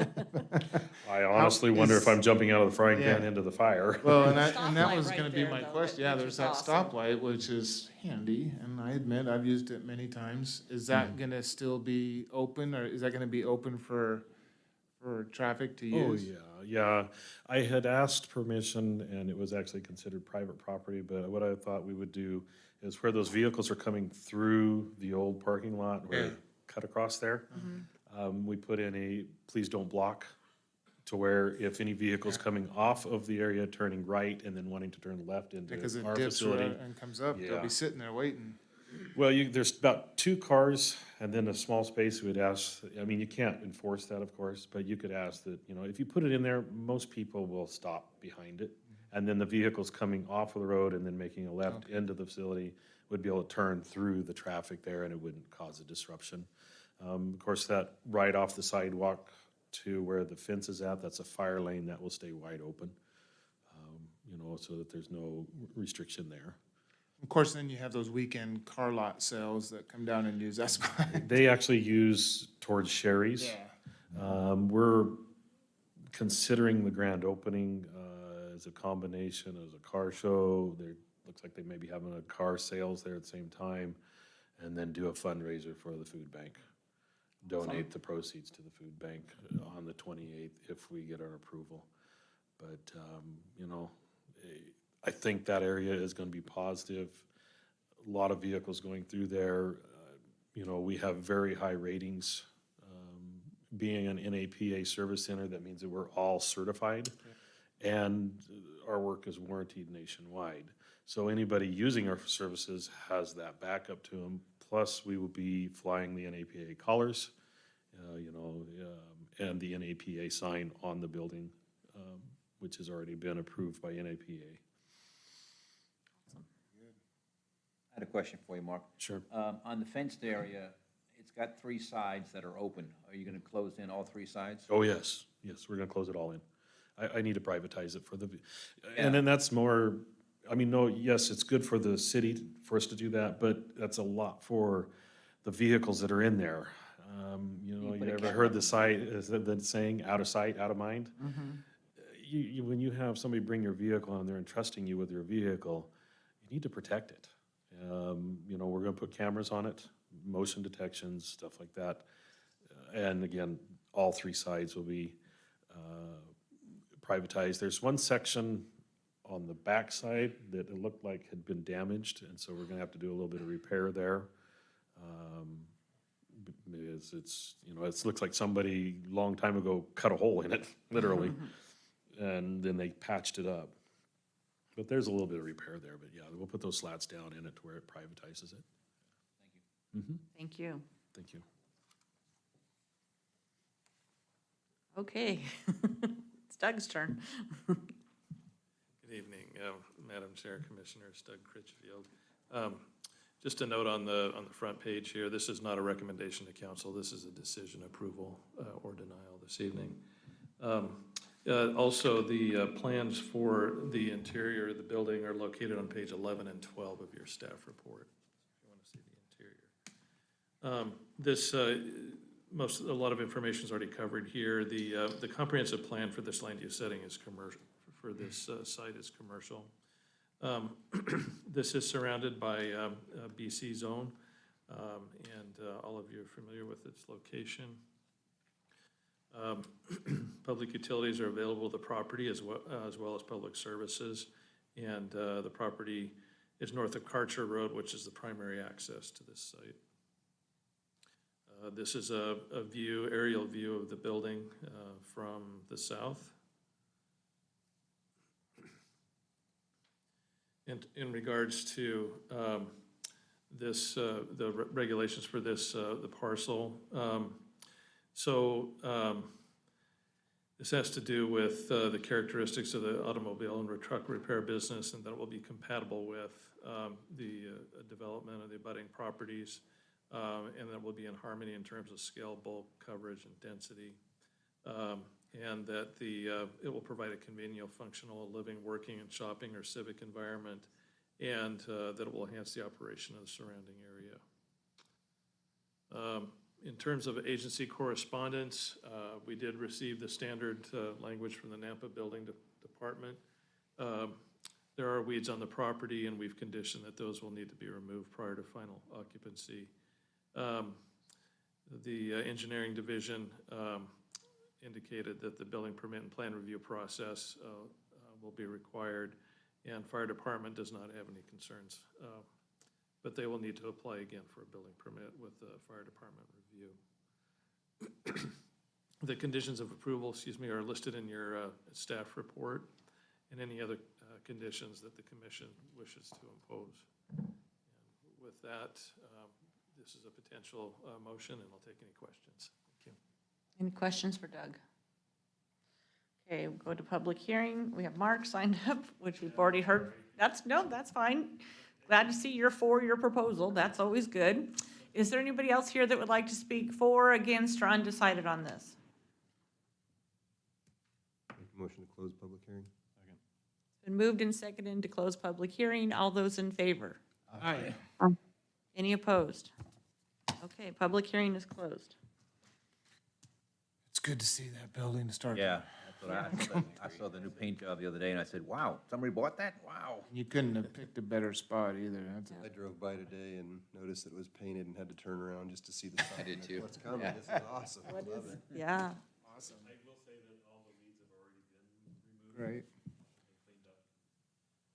Well, on that note, I move to approve the conditional use permit for an automobile and truck repair business in a BC zoning district for about 5,000 square foot portion of 1813 Caldwell Boulevard for Ray's Diesel and Automotive Repair, representing Hawkins Companies, with all conditions of staff and conclusions of law. Second. It's been moved and seconded to approve the conditional use permit. All those in favor? Aye. Any opposed? Okay, now I got to read my little spiel here. So this CUP will become effective 15 calendar days from the date of this hearing unless an appeal has been filed with the Planning and Zoning Department with the appropriate fee. No action should be taken on this CUP until the appeal period has concluded. The applicant must confirm with Planning and Zoning staff that there have been no appeals. So 15 days. All right, thank you. Thank you. Just take care of the rest of the building, too. Yeah. So, in saying all that, because I took that, RC Willie is talking. Oh, okay. Just because I took that. That's how it Madam Chair, before we start our next one, I do ask, or have to ask that I recuse myself. Okay. You would. He wants to hear. Maybe I need to recuse myself too. Yeah. Everybody's recusing themselves. Oh, Mike, you made it. Oh, good. Okay, we're ready for you. We're glad you got here. Did you have to parachute out, or did they land for you? What's that? Did you have to parachute out, or did Oh. they land for you? Well, thanks for waiting. Yeah, my name's Mike Mussel, 101 11th Avenue South, Nampa. Stand back a ways. Yeah, thanks for waiting. We got delayed in Denver, and there was no way of getting around that. So tonight we're here about the zoning amendment for the half block that I purchased from NDC. But I wanted to give a quick update since it's been so long. I mean, we've tried everything, and we've worked with Patrick and the different ones at the city, trying to figure out if there was a way to mix some residential on the second level with everything that we've got going there. We wanted to make it more pedestrian friendly where Taco Time now, you'll see kind of the start of it as we've poured some concrete, but they'll enter off of 3rd Street and off the main area of the old Taco Time parking lot, and that'll enter through, we're gonna do a memorial, or a Snake River Stampede type display through the center of the old chamber building as you walk through to get to some of the other areas there. So it'll be a little bit more pedestrian friendly. We still have some parking there. We also lease the parking from the church behind, because the new Taco Time, we cleaned up that corner and got rid of that old building, put the new structure there for them. And recently I just sold that to them. So they're on their own now, other than they're part of our development there, and they'll be part of our website for Old Town Nampa, as well as Brick 29. They're gonna actually be a part of it, and we're gonna share a website. But basically the master plan that we have, the only thing that's really changed is just the residential portion. And so we've taken that off of the chamber and what we were planning on doing to the church and so on. There were some structural issues and a few things that connected it with a bridge that went from one building to the other, which was gonna house some lighting, and it was a long story, but it just didn't work. We spent over $100,000 on the design portion and ended up just getting rid of the whole second story. But that being said, when we purchased that property, the residents that walked past there had a lot of troubles because NDC didn't maintain it, and it hadn't been maintained for years. But there were some 4-inch steps in the sidewalk that people were having a terrible time getting over. I've taken pictures of different ones before I owned it. The guys walking by with the wheelchairs and stuff, and the assisted carts and stuff. But anyway, that's what kind of triggered some of this. So we went in and just did our regular maintenance to fix that corner. And keep in mind, the city did the same thing. They put in the ADA corners there. So Rodney had called and said, hey, that technically should trigger the street improvements. But then I not really argued, but I did bring up the fact that we have to keep it safe, you know. And so we had put in multiple sections of sidewalk there just in between the existing and so on to make it to where the residents could travel. But anyway, today we're here to talk about the amending the historical street improvements, or whatever you want to call it. I'm a little confused because we just did the old Taco Time and the new one now, and we did all of that. I think Daniel knows a little bit more about it. We paid some extra fees to fix the next corner down on 3rd and 12th, so they had a little bit of a bypass instead of doing some improvements there. But there was never a requirement, and it was never part of our plan to do any street improvements there, which it's all part of that orange highlight on that plan. But anyway, I'm asking that we could move forward. We're not changing a lot of the uses there. We're going back with it'll be shared use with a venue center and a church in that original. They'll have a warming kitchen and so on. Performance engineering, they're moving into the chamber building. And then we have Idaho Fish and Seafood, and they're coming from Boise to move in, and they're going to have a retail shop and house some of their other stuff in the warehouse portion of the, I call it the old TV station. Back in the day, it was nothing but just graffiti and everything, needles and the whole bit. We still fight it to this day, but it's getting a lot better now that we've opened everything up. But we have at least 3/4 of it leased out. We just need to move forward. And so we've waited the last 3 months to get this pushed through. And it was recommended. Rodney asked us to do this, and I liked the idea. So I paid the fee and moved forward, had the drawings updated. And we're looking forward to moving on with this project, making it nice around there. Dustin did purchase the Brick 29 building from us. I mean, we finished everything with excellence. You can look at every project we've done, and I can't think of any that aren't completely full, neat and tidy. To this day, we could walk by any of them. And I mean, there's Idaho Arts, that was nothing but needles over there on the north side when we started. I cleaned up the neighbor's property on our own for 4 weeks in a row, and it's still nice to this day. No graffiti. We have the historic library, and that speaks for itself. We have 3,000 trips a week in there. The Masonic with Brick 29 and everything else.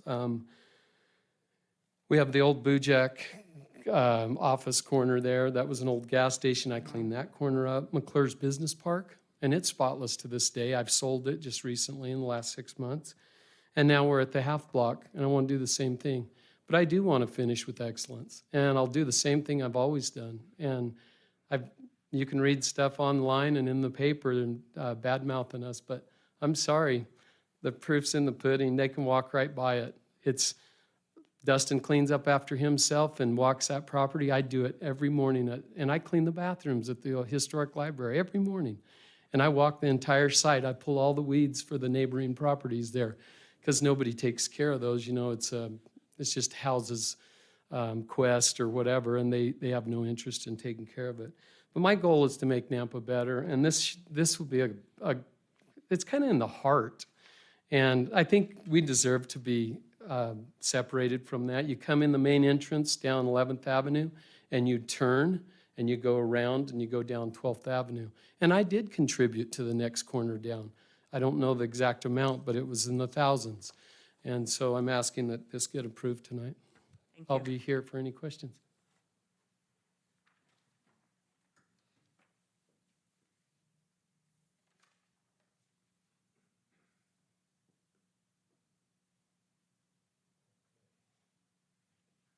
Madam Chair, Commissioners, so this is a recommendation to the City Council for a zoning map amendment from downtown historic to downtown village.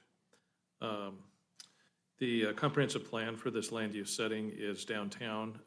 The downtown in the comprehensive plan includes the village, historic, and downtown business. So that's included in that.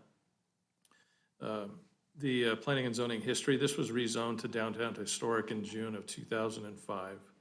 In February of 2009, the comprehensive plan amendment to the city center districts was completed. And then there was a building and site design review for the Town Square project in January of 2019. And as you're familiar with, the surrounding land uses, it's downtown village. There's RMH to the south, which is high-density apartments, and downtown historic.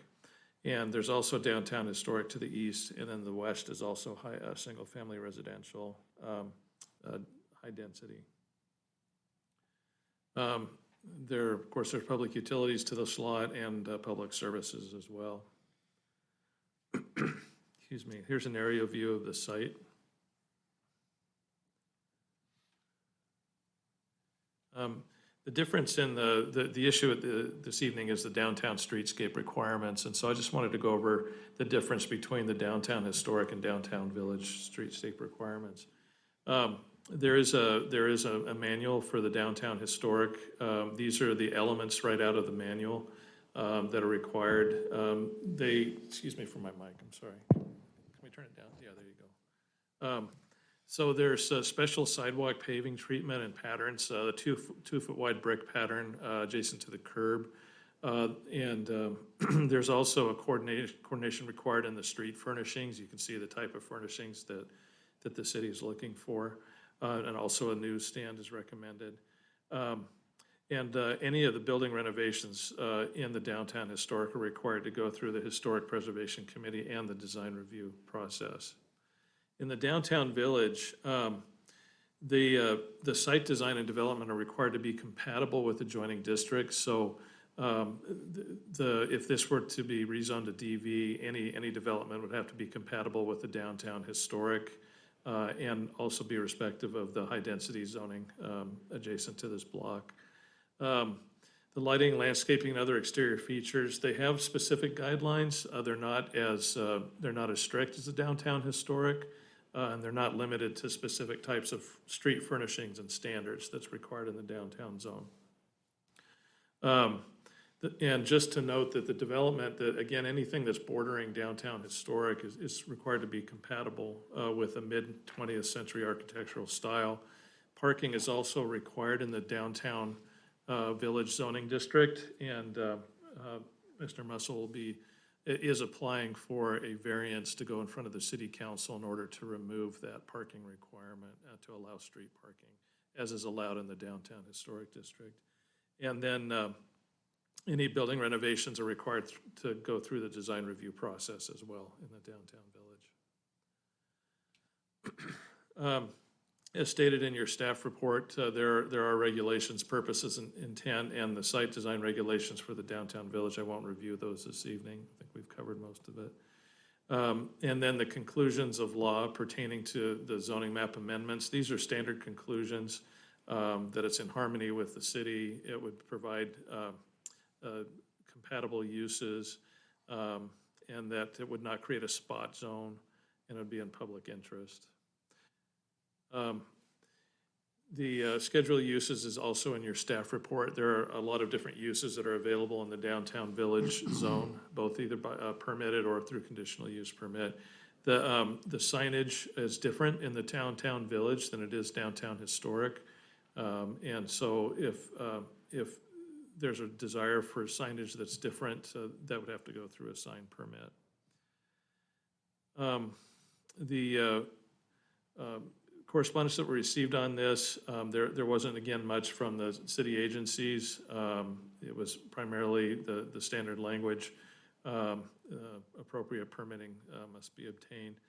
From the public, we got an indication of opposition from Mr. Philip Waddy at 12646 on South Conveyance Way. It was an email saying that he was opposed, but there was no details given. There were also 2 letters received on July 21st, one from Ken Manship and Jennifer Rourke, who live at 803 4th Street South. They were concerned about the changes, and the potential changes that the change in zoning would have on the character of the adjacent historic residential neighborhoods, historic downtown development, building signage, commercial traffic, parking, and the safety of the area. And then a Teresa Crowley, who did not give an address, had concerns about traffic patterns, safety, and the preservation of historic areas of town.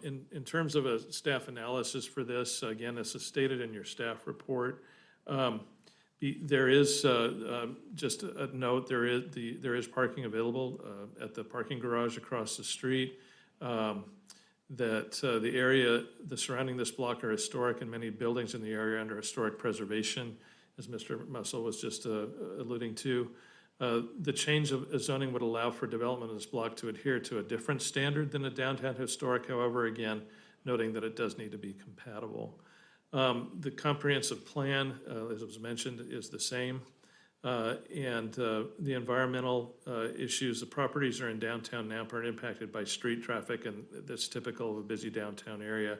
So there is no change necessarily to the environmental issues associated with this change.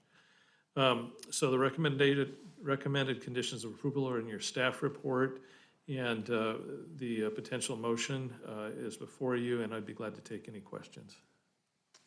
Doug, is there any change anticipated or whatever on 11th between 12th and, 3rd and 2nd? Is it going to go back to 2-way, or is it going to remain a 1-way?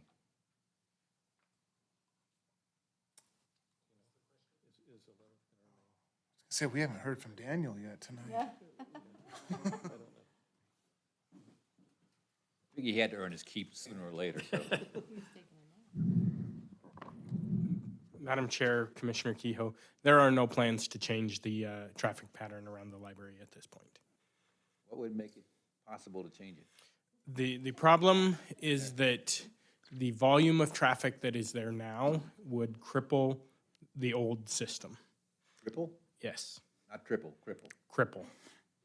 And so it's the system that is there now, the traffic pattern is there now, handles more traffic volume than the old one-ways. Because everybody avoids it and they go around. Well, not even because that, it actually has more capacity than it would. So there are some minor improvements that we are working on, working with ITD that will help traffic flow through there. But there's no wholesale changes that are going to be made. You got the problem with those beat trucks going through there and semis going through there. And those are the things we are addressing. Yep. Thank you. Okay, let's move on to public hearing. All righty, we have for the proposal, Sherry Murray.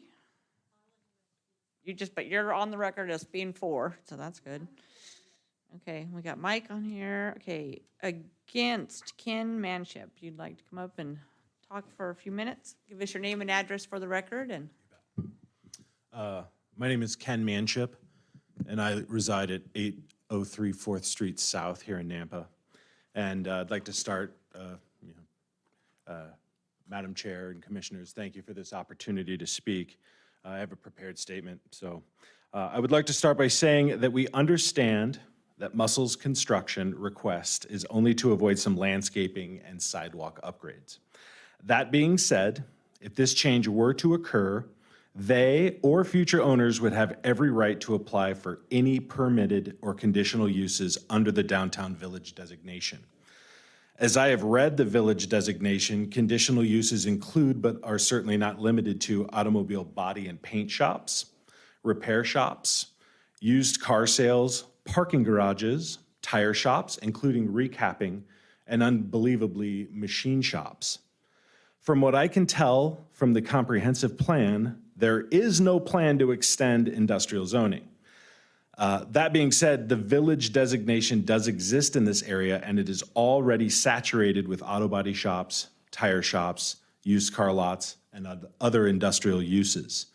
Allowing additional village designation on the proposed site would effectively block an entire residential area with heavily commercial and industrial businesses, simultaneously blocking us from our architecturally similar historic downtown.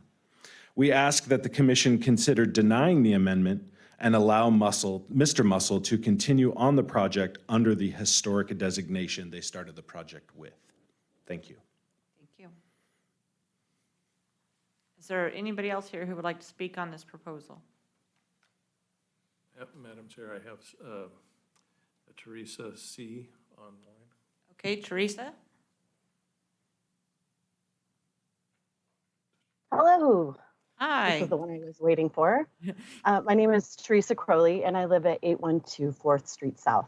I apologize, I don't have much of a voice. I've been sick for a couple of days, so if you have trouble understanding me, please just let me know. Thank you. I absolutely agree with the fact that Mr. Mussel has done some amazing things for properties that needed to be rehabbed and revamped. From my front porch, I can see the historic Nampa sign. I can hear birds. I can hear the sounds of the church bells. And it's so amazing to live in my historic neighborhood.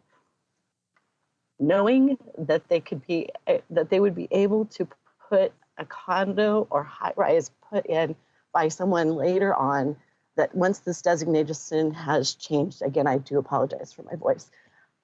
It doesn't make sense to me to change that from a historic standpoint. We are neighbors. We are people who live together. We're people who enjoy spending time together. Our neighborhood is historical for a reason. I do not think you should change that. Thank you. Thank you. Anybody else online, Doug? No. Okay. I have a question for Doug, I guess. Okay. the people are concerned about the change in zoning because it would allow things that it doesn't allow now. How big an area are we talking about changing the zoning in or on? That block. Show us on the map. Sure. If you don't mind, please. You bet. I guess it would help to not move up to that. So this is a, Madam Chair, Commissioner Kehoe, this is roughly a city block. But just that one block right there. That's correct. Mr. Muscle, may I ask you to come up to the microphone, please? How much of that property do you own? I own half of it at the moment. Half of it? I did own 5/8 of Are it you before I planning on sold. changing any of the structures and putting in? No, everything's gonna stay the same. We've already finished the church. It's sealed, new windows. The concrete's been poured. The only thing lacking is the ramp. And the chamber building will look identical other than the finishing touches that Who were owns on the the other half? You drawing. said you own half of it. The church, they own, I would say, You're not putting in. a quarter of it, and You're not then, planning on putting in a low-rent, high-rise for their parishioners or anything? no. Everything's gonna be as I stated, and mostly all of it's leased out. We're going toward mostly some office, which is performance engineering. They've been in town for 30 years. Daniel and them know them well at the city. That's Sean Reeder's the owner. And then the Idaho Fish and Seafood is coming out of Boise, but they live in Nampa. So everyone mostly is just local. We have a bagel shop and a donut shop that are kind of competing for the Taco Time existing building there. I vote for the donut shop. What's that? I vote for the donut shop. Oh, everybody likes them, so they're operating out of a truck at the moment, so. But anyway, everything's gonna remain the same. We just wanna clean it up. We're ready to move forward and get this project behind us. And I'm here tonight because Rodney asked me to do it this way, and I think it will work well. So, hold on one second. Do you need to change the zoning for any intended uses that you're looking at doing in that? No. In that block, so it's just to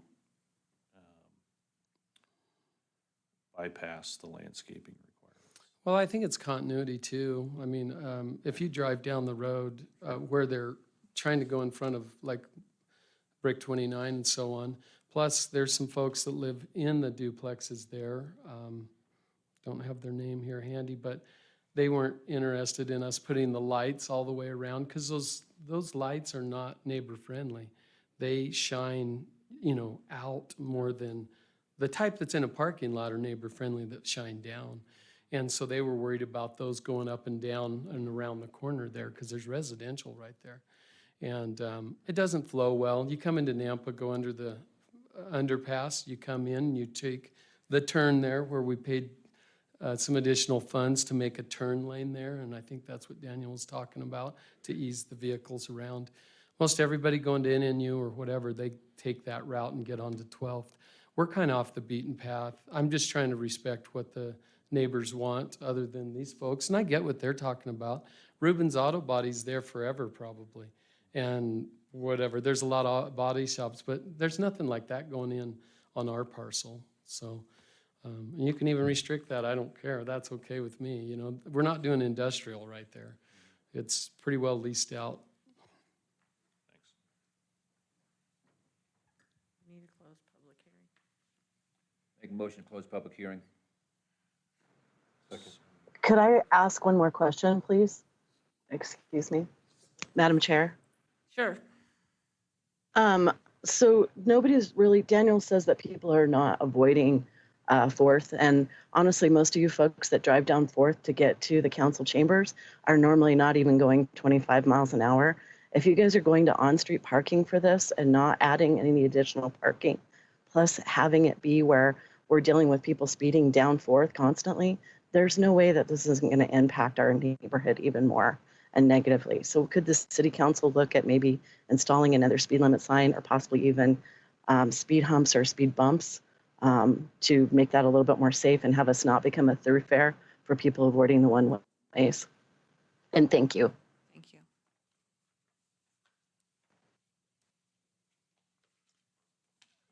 just, we had just closed public hearing. We didn't vote, we didn't vote. Okay, good. That's what I wanted to make sure. No. Madam Chair, you do need to offer the opportunity for him to respond, though. Right. I purchased that property when there was nothing there at Brick 29. And I actually got Dustin started. He went to church with me and I funded him and we got that going. And we created all that traffic right there.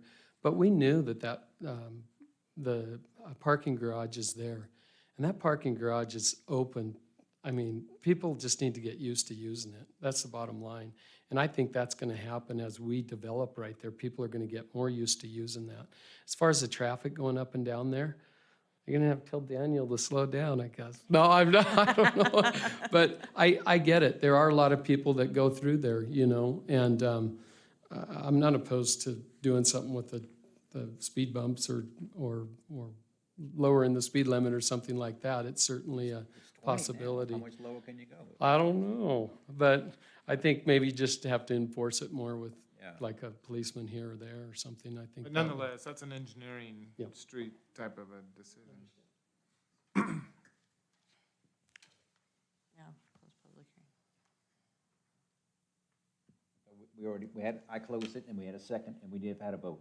We didn't vote. We didn't vote, so we need, then we discussed, so now we need to close it again. Or motion. Make a New motion to close public hearing. I'll second again. Okay, it's been moved and seconded to close public hearing. All those in favor? Aye. Any opposed? Okay, public hearing is closed.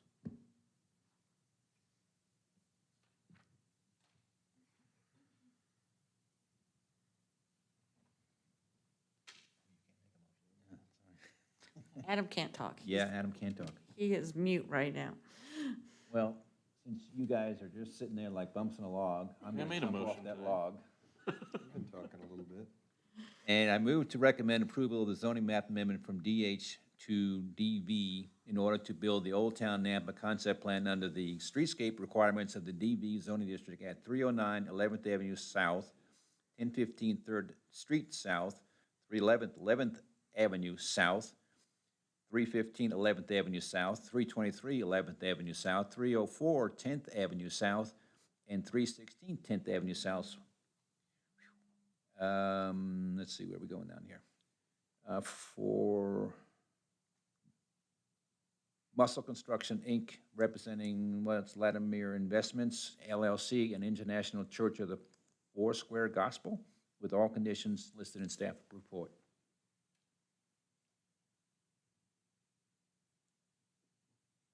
No second? No seconds? Okay, that motion dies.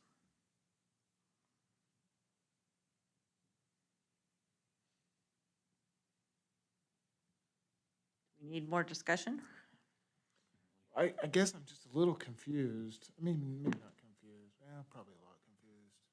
But is it necessary, and I go back to Commissioner Van Ocker's question, was it necessary to change the designation to achieve what is wanted? And I get the applicant's comment about the streetlights.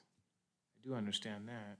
Well, I think it's city's recommendation that he handle it this way. That's why we're here. It was Rodney's recommendation to handle it this way. But So, and Rodney's not here. I think, you know, maybe what we need to do, just to put everybody's mind at ease, is add to this a limitation, like Mr. Mussel recommended, just to put the people, the neighbors that live in the area, mind at ease, that it's not gonna be purchased in 2 months, and then we're gonna have that building ripped down and a auto body shop put in. Right. That's not what they want, obviously.